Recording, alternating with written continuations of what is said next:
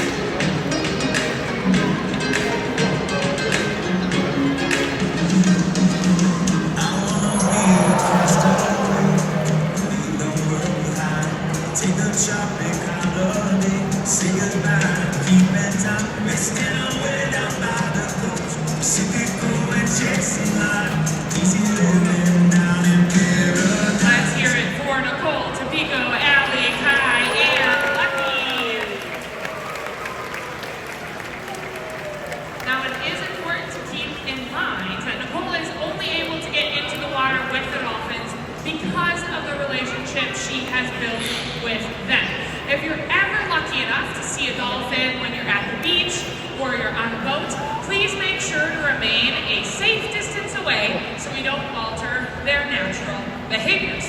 Now you might have noticed that our 4 dolphins that joined us to start have headed to one of our back habitats.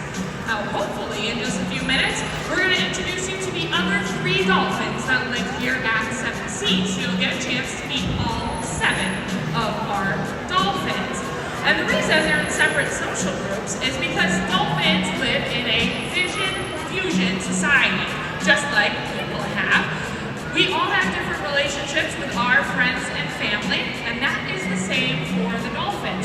So every time you visit us here at 7 Seas, you might see the dolphins hanging out with different groups of dolphins.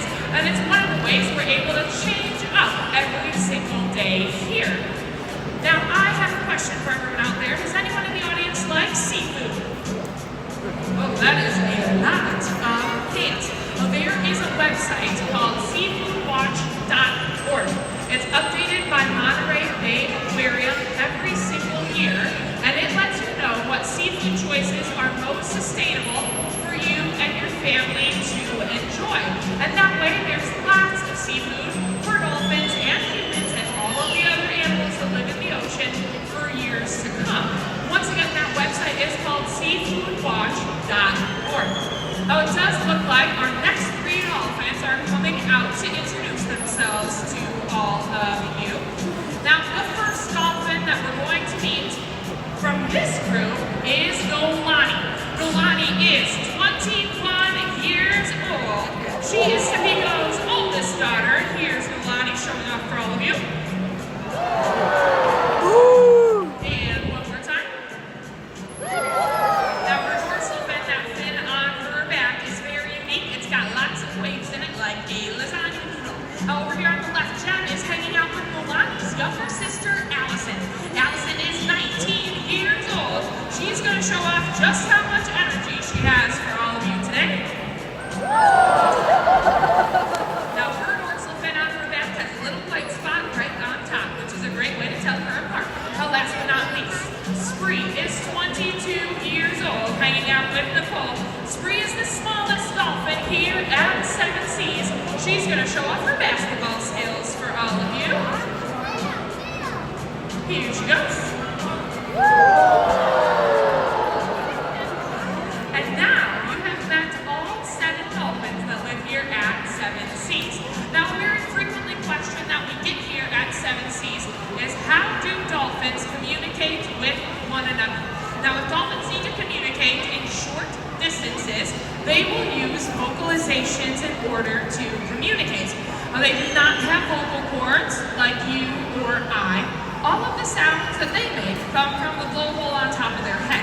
Now, we're not quite sure what all of these sounds mean, but they're pretty fun to listen to. So, let's take a listen.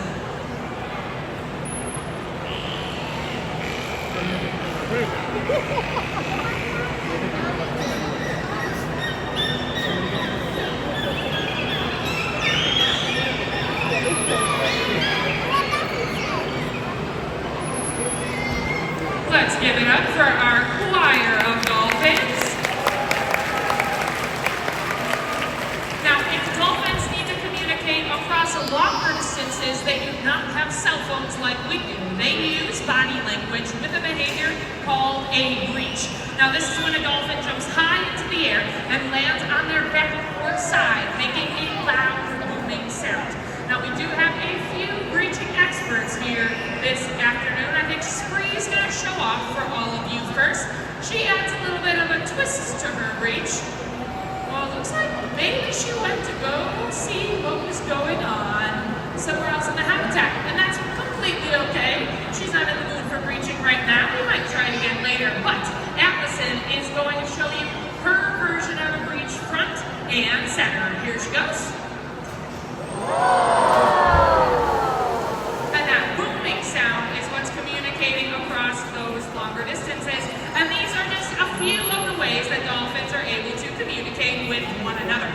Oh, I have a question for everyone today. Would you like to play a game with our dolphins? Yes? Now, Nolani invented a game where she figured out if she splashed water into the audience, she could get a big reaction.